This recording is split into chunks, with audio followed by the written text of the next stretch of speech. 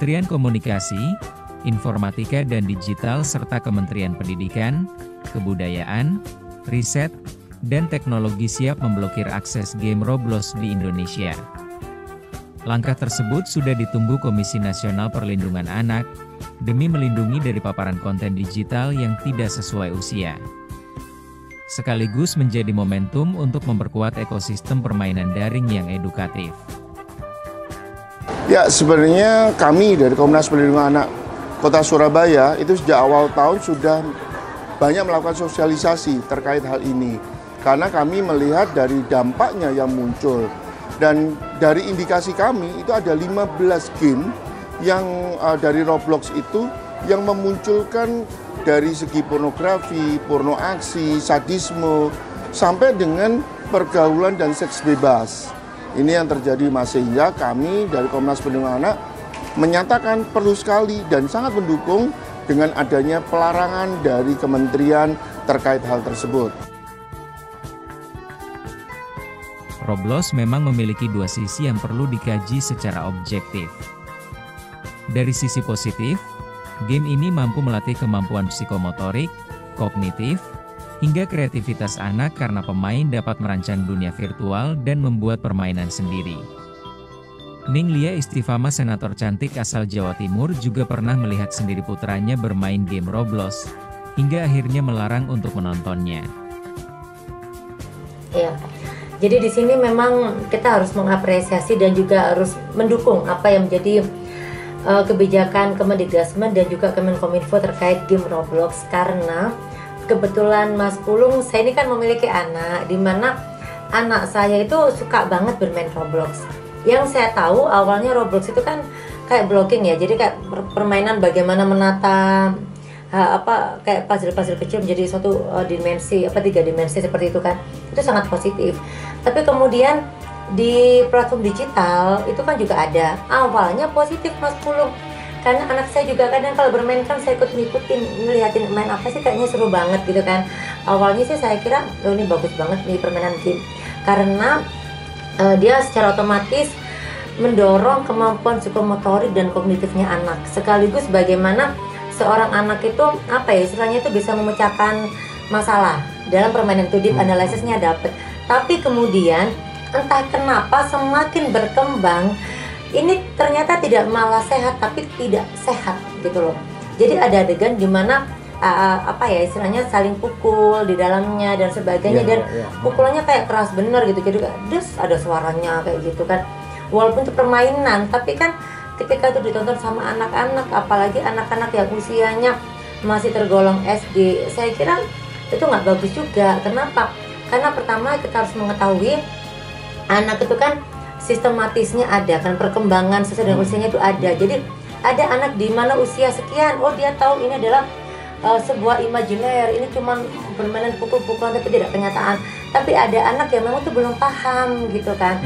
Dan sekali lagi ini awalnya kan permainan yang hanya mendorong psikomotorik anak dan memenuhi aspek kebutuhan anak, di mana anak itu kalau kita lihat dalam teori Maslow kebutuhan ada namanya teori kebutuhan sosial. Ini kan kebutuhan sosial kan, gimana anak bisa bermain game, bisa entertain, bisa happy, itu kan bagus. Tapi kenapa semakin kesini kok jadi konten yang keras gitu loh, mengandung unsur kekerasan. Nah di sini berarti kan kita bicara, waduh ini lama-lama gesernya ke melanggar asusila dong. Masih kan keras gitu loh Mas. Nah kalau kita bicara undang-undang, di dalam Undang-Undang Nomor 1 Tahun 2004 kalau nggak salah, di pasal 27 Pasal 27 ayat pertama itu dijelaskan bagaimana konten itu dilarang mendistribusikan atau mentransmisikan atau menyebarkan apapun yang bersifat asusila.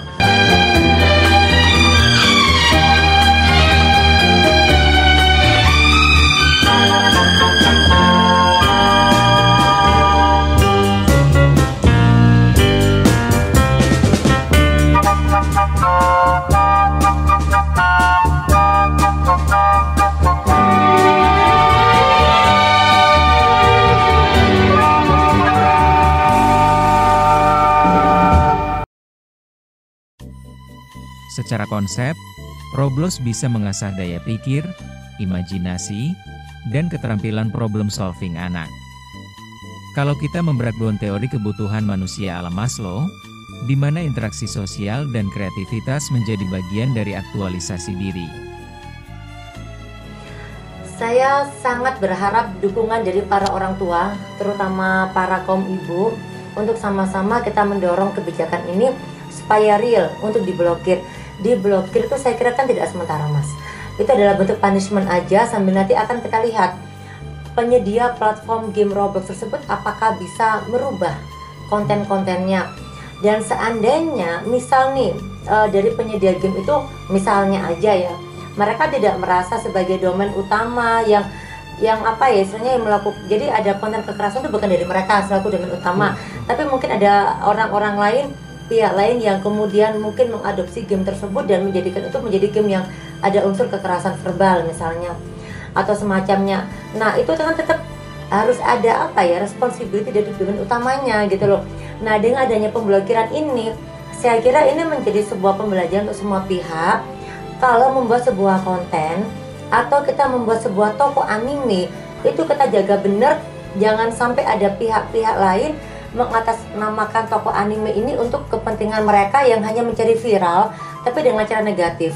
Karena Mas Pulung, saya pun melihat ada beberapa konten yang awalnya lucu banget ya kan, udah kartun yang pokoknya lucu banget lah untuk anak-anak, dapat banget. Tapi semakin dia berkembang ini konten, mulailah ada unsur mohon maaf pornografi dan sebagainya, kekerasan.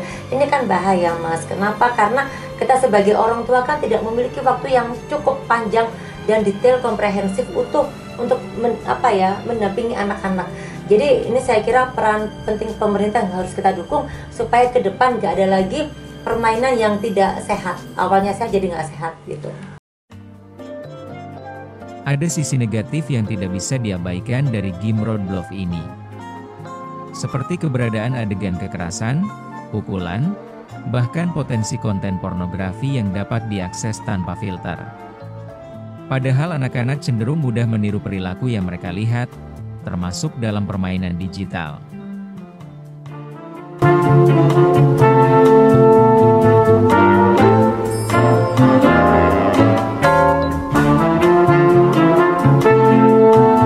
Saya coba ya mengutak-atik YouTube ya, channel YouTube. Nah di situ saya temukan di tengah kita lagi ramai pembicaraan tentang royalti ya kan, ternyata ada loh teman-teman lokal dari Jawa Timuran tuh, mereka mengarang lagu sendiri, kemudian menyanyikan sendiri, mau publishingnya sendiri. Saya sampai men-tracing itu, oh ini lumayan nih. Ternyata dari isu yang lagi viral muncullah penyanyi lokal. Ada, maksudnya mereka melihat ada peluang di mana mereka juga bisa berkembang. Nah seperti itu. Sama ketika game Roblox ini ada sebuah isu viral terkait pemblokiran atau minimal pengkajian terhadap game Roblox ini, otomatis membuka ruang buat semuanya para konten kreator di lokal terutama di Jawa Timur. Ayo yuk kalian bikin anime-anime yang sehat, game-game yang sehat kan seperti itu. Ini kesempatan. Tapi sekali lagi kalau tidak ada intervensi positif dari pemerintah juga agak gimana ya? Agak susah ya kalau kita bicara kalau kita bicara sustainabilitas, bagaimana sebuah game atau konten kreator atau sebuah konten yang positif itu kemudian diterima oleh masyarakat tanpa ada sosialisasi yang kuat kan nggak mungkin, Mas. Iya. Jadi saya kira pemerintah mumpung atensi masyarakat sedang sangat tinggi terhadap permainan game Roblox yang mau diblokir ini, maka tolonglah pemerintah juga menyisihkan ada anggaran khusus untuk ekonomi kreatif misalnya. Sudah ada kementeriannya. Sebetulnya saya sih pernah sih, Mas, bertemu dengan RDP dengan Kementerian Ekokraft ya, ekonomi kreatif. Nah, kemudian di kementerian tersebut dijelaskan ada anggaran terkait ekonomi kreatif. Nah, di kementerian yang lain, diantaranya itu Kemenkum yang sekarang itu juga lagi bicara sama OJK, juga mulai ada pembicaraan terkait istilahnya itu hak cipta hasil ekonomi kreatif. Nah, kan keren tuh, Mas, kalau kemudian ini didukung, jadi legalitasnya kita dukung, kita support. Bagaimana ketika konten kreator memiliki sebuah konten kreasi, itu akan menjadi mereka bisa mendapatkan hak cipta, mereka mendapatkan royalti, kan bagus. Dan itu tumbuh ekonominya di sana. Tumbuh ekonomi. Kemudian dari Kementerian Ekraf mungkin menyumbangkan atau menyisihkan antara anggaran untuk permodalannya Kak, atau kemudian penguatan bagaimana dia berkembang. Jadi semuanya, kalau semua kementerian terkait itu berkolaborasi, sama-sama memberikan ruang lebih untuk lahirnya atau gedenya Ekraf di bidang digital. Wah, keren banget ya kan.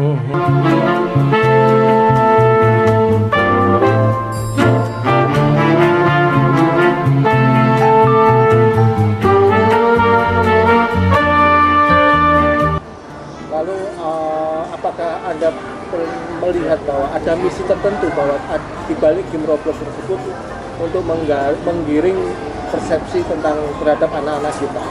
Ya, yang pertama bahwa game Roblox ini awalnya kan dibuat untuk mainan anak-anak, untuk menjadi tempat anak-anak beredukasi. Tapi dari perkembangannya yang muncul, itu sudah banyak susupan-susupan yang terjadi. Sehingga malah yang kemarin yang kita ketahui adanya prostitusi online melalui Roblox ini sendiri gitu. Sehingga predator-predator yang ada di luaran sana yang mencari kesempatan untuk menghancurkan dan menindas anak-anak kita. Karena apalagi sekarang di Indonesia Merdeka yang ke-80, bagaimana kita bisa berdaya, berkarya. Terus begitu juga dengan Hari Anak kemarin, tema besar yang diusung adalah Anak Hebat Indonesia Kuat untuk Generasi Emas Indonesia 2045.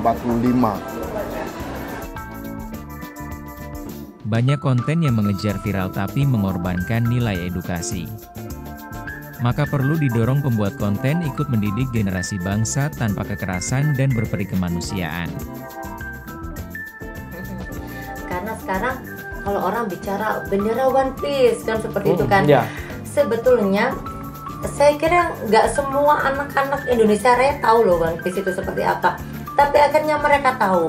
Nah, kenapa sih karakter One Piece yang diviralkan sekarang, kenapa nggak diganti dengan karakter Gatot Kaca lah atau yang lain-lain kayak gitu ya, Brahma Kumbara ya kan? Kalau zaman saya dulu masih SD, kita di radio suka denger tuh kayak Brahma Kumbara, Mandiri ya kan? Kita udah beragenda. Ya, coba tuh tokoh-tokoh ini dijadikan tokoh anime, kan keren ya.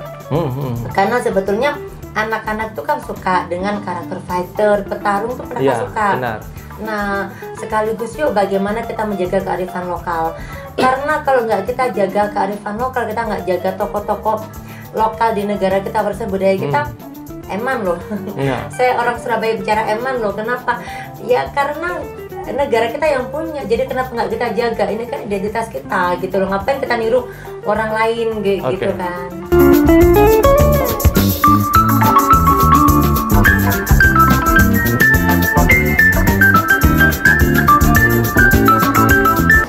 Kalau kita mau dihapus pun itu menjadi sulit karena anak-anak sudah ada rasa penasaran dan dia akan mencari tahu, sehingga perlu kerja keras dan juga peran serta dari yang lain. Bukan hanya Kominfo saja yang bertanggung jawab, juga dari Komisi 1 terkait dengan informasi ini juga harus bertanggung jawab. Kenapa? Mereka akan membuat undang-undang untuk mengukuhkan pelarangan dan pendampingan.